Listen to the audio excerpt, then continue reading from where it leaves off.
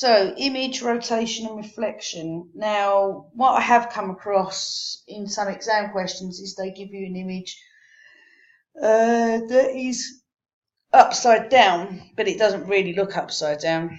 Anyway, but this one would, if it was upside down, it'd obviously look that way. So you just need to go by your angles, like they may say, rotate this image 180 degrees. Okay, so then that would just be rotating it, you know, just around really. So I'm messing this up. Try and keep your rotation handle this way. Okay, and then just move. Sorry, I've got a touchpad mouse. This is just not working properly. But anyway, that's how to rotate an image anyway. Next thing is reflecting an image. They may ask you to make some artistic effects. Okay, so you select the image, go to Format, Artistic Effects, and then go to Artistic Effect Options. So select Reflection, okay, which is here, and then you've got some presets.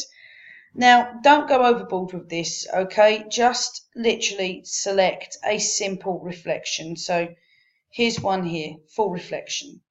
Or they may want a partial reflection, okay? I don't know.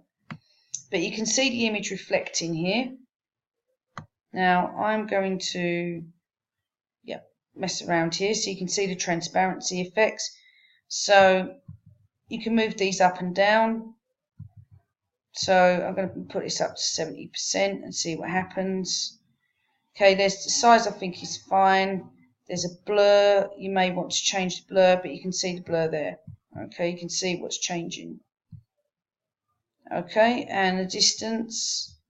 There you go, you can see it moving. Okay, and basically